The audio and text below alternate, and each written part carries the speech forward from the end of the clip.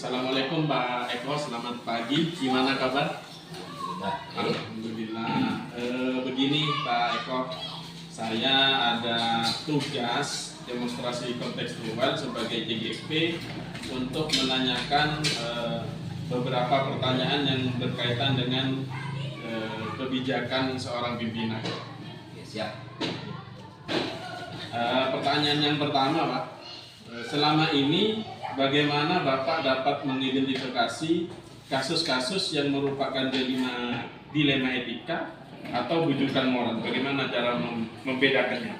Oke, terima kasih Fitri atas pertanyaan yang pertama. Selama ini bagaimana Anda dapat mengidentifikasi kasus-kasus yang merupakan dilema etika atau bujukan moral?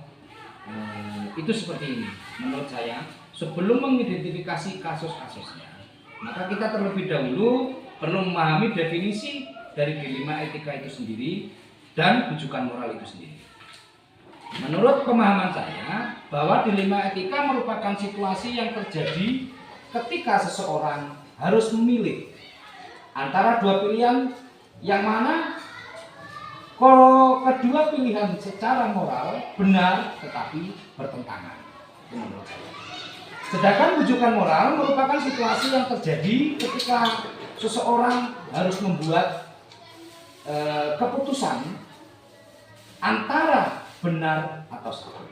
Itu untuk bujukan moralnya. Nah, kemudian pengalaman saya bekerja pada satu lembaga atau satu institusi di bidang pendidikan, bahwa kita telah mengetahui dilema etika adalah hal benar yang harus dihadapi. Dan dari waktu ke waktu, ketika kita menghadapi situasi dilema tersebut, banyak nilai-nilai yang harus kita pertimbangkan. Salah satunya adalah nilai cinta dan kasih sayang, nilai kebenaran, keadilan, nilai kebebasan, peraturan, kemudian toleransi dan tanggung jawab. Nah, maka dari itu untuk saya mencoba membedakan setiap kasus yang saya hadapi, apakah termasuk itu dilema etika atau bujukan moral. Nah, ini kalau menurut prinsip saya, sehingga saya mampu menggunakan prinsip serta langkah-langkah mana yang akan saya ambil untuk menghadapi dilema tersebut. Mungkin jawaban itu yang dapat saya sampaikan. Terima kasih. Berarti didefinisikan terlebih dahulu ya Pak ya? Betul, kita definisikan terlebih dahulu. Iya. Kemudian pertanyaan selanjutnya Pak. Baik Pak. Kemudian pertanyaan kedua Pak. Selama ini bagaimana Bapak menjalankan pengambilan keputusan di sekolah, terutama untuk kasus-kasus di mana ada dua kepentingan yang sama-sama benar atau sama-sama mengandung nilai kebajikan? Baik Pak Febri, untuk pertanyaan kedua ini menurut saya tidak dipungkiri bahwasannya dalam pengambilan keputusan ini sangatlah sulit. Maka dari itu untuk menghadapi kesulitan-kesulitan ini dalam pengambilan keputusan terkait dilema etika maupun bujukan moral, kami juga memerlukan beberapa pihak, ya, yaitu bisa dari pihak sekolah maupun peran serta masyarakat. Jadi terlebih lagi dengan arus globalisasi yang mana di segala bidang terutama kita sangat memerlukan strategi khusus untuk menyelesaikan permasalahan-permasalahan yang ada. Mungkin itu kebajikan-kebajikan dan juga kebijakan yang kami buat di lembaga SDN 5 Jakarta kali ini. Itu menilai Febri. Ya. Lanjut ke pertanyaan selanjutnya. Baik Pak Eko, terima kasih. Pertanyaan selanjutnya, hal-hal apa saja yang selama ini Bapak anggap efektif dalam pengambilan keputusan pada kasus-kasus dilema etika? Oke, terima kasih. Untuk pertanyaan selanjutnya adalah apa saja. Baik, jadi seperti ini menurut pemahaman saya. Etika itu diperlukan dalam pengambilan keputusan karena dapat membantu memastikan bahwa keputusan yang diambil tidak berpihak. Jadi kita membuat suatu poin penting di sini dalam pengambilan keputusan supaya tidak berpihak ke salah satu pihak. Itu hal yang kita utamakan. Kemudian keputusan tersebut juga tidak merugikan pihak lain. Jadi tidak memihak salah satu pihak dan keputusannya tidak berpihak kepada pihak lain. Tentunya itu berdasarkan dan sesuai dengan norma dan nilai-nilai yang berlaku. Mungkin itu yang dapat saya jawab. Kalau boleh saya simpulkan berarti kepala sekolah berada di pihak yang netral begitu ya. Bisa jadi dikatakan seorang pemimpin harus netral dalam pengambilan keputusan. Baik.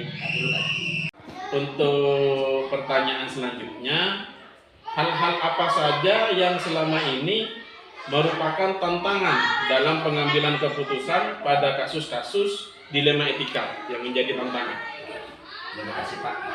Mungkin poin yang pertama dalam menghadapi ini karena banyaknya tantangan ya. Yang pertama mungkin kurangnya informasi, dengan tidak memiliki informasi yang cukup atau minim informasi. Besar kemungkinan keputusan yang diambil juga tidak efektif dan tidak tepat sasaran. Yang kedua, banyaknya informasi yang mana kita juga sulit untuk mengambil keputusan yang tidak berpihak. Yang ketiga, itu adalah banyaknya atau terlalu banyak orang yang terlibat dalam pengambilan keputusan. Dan yang keempat yang paling sulit lagi, ketika dilema etika tersebut didasari dengan kepentingan pribadi. Ini yang terlalu sulit dan tidak merasa ada keterikatan. Ini menurut saya.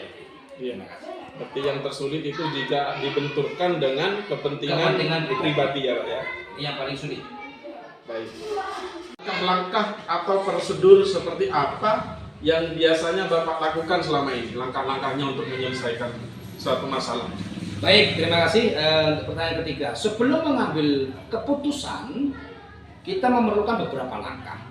Mungkin sesuatu yang khusus ini yang perlu kita pikirkan, maka ada beberapa langkah yang dapat kita ambil dengan peran Bapak Ibu guru maupun peran serta masyarakat. Yang pertama adalah kita kenali dulu nilai-nilai yang saling bertentangan dalam kasus tersebut. Yang kedua, kita menentukan siapa saja yang berperan dalam menyelesaikan permasalahan dilema etika dan rujukan moral ini.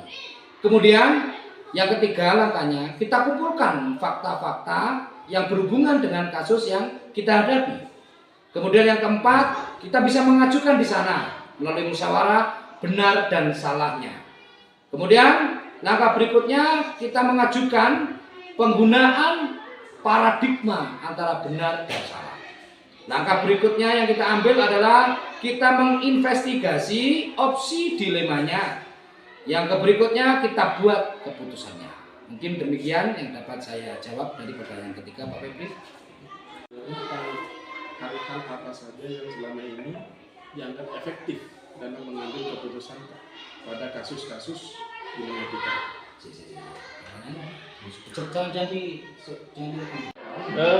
Untuk pertanyaan selanjutnya Pak, adakah seseorang atau faktor-faktor apa yang selama ini mempermudah atau membantu Bapak dalam mengambil keputusan pada kasus-kasus dilema etika? Baik, jadi seperti ini Pak. Biasanya saya juga mendiskusikan hal-hal tersebut dengan beberapa peran serta Dewan Guru dan juga tokoh masyarakat, bisa dengan organisasi yang berdampingan dengan lembaga yaitu komite, agar keputusan yang kita ambil itu menjadi lebih efektif. Mungkin seperti itu. Berarti melibatkan Dewan Guru, masyarakat atau beberapa organisasi kita gitu ya Pak ya? Baik. Baik Pak Eko, untuk pertanyaan selanjutnya, apakah Bapak memiliki sebuah tata kala atau jadwal tertentu dalam sebuah penyelesaian kasus dilema etika? Apakah langsung menyelesaikan di tempat atau memiliki sebuah jadwal untuk menyelesaikannya? Bentuk atau prosedur seperti apa yang dijalankan? Baik, jadi seperti ini untuk menghadapi hal tersebut ya, kita harus menyelesaikan sebuah kasus itu biasanya segera mungkin Pak. Tidak ada penundaan jika kasusnya itu dirasa terlalu berat. Namun bila kasusnya tidak begitu penting, bisa kita menjadwalkannya pada hari-hari tertentu. Contoh, ini misalnya kasus yang terjadi pada anak didik. Jadi kita bisa memberikan pembinaan pada setiap upacara di sini. Dan apabila ini terjadi pada Dewan Guru, maka kita bisa mengupayakan pembinaan di saat rapat bulanan. Yang mana rapat itu kita laksanakan setiap bulan di sekolah. Mungkin itu Pak. Berarti penyelesaian masalahnya tergantung dengan masalahnya ya Pak? Iya, betul. Jika urgent langsung diselesaikan. Betul. Jika tidak begitu urgent bisa ada jadwal. Betul sekali. Jadi ketika itu masalah berat, kita segera menyelesaikannya, jangan menunda. Tapi ketika masalahnya tidak begitu berat, kita jadwalkan. Baik. Untuk pertanyaan terakhir ini, dari semua hal yang telah disampaikan, pembelajaran apa yang dapat Bapak petik dari pengalaman Bapak mengambil keputusan dilema etika? Baik, jadi seperti ini Pak. Pembelajaran yang sangat berharga bagi kami, lebih-lebih seorang pemimpin, dalam memutuskan sesuatu itu perlu pertimbangan khusus. Nah, jadi kita mengambil keputusan dari semua pihak, yang mana sebelum membuat keputusan kita telusuri terlebih dahulu informasinya. Kemudian terakhir kita bisa melihat efektivitas dari suatu keputusan. Nah, itu adalah yang dapat kami lakukan, pembelajaran yang kami peroleh dari kasus-kasus seperti dilema etika dan rujukan. Terima kasih. Terima kasih Pak Eko. Pertanyaan itu adalah pertanyaan terakhir. Semoga bermanfaat bagi kita semua. Terima kasih atas bantuannya. Assalamualaikum warahmatullahi wabarakatuh. Waalaikumsalam warahmatullahi wabarakatuh. Bu Rosita, selamat pagi. Bagaimana kabar hari ini? Waalaikumsalam, alhamdulillah baik. Begini Bu Rosita, saya ada tugas TGP yang mempertanyakan tentang bagaimana kepala sekolah itu menyelesaikan sebuah permasalahan yang ada di sekolah. Ada beberapa pertanyaan Bu yang akan saya ajukan.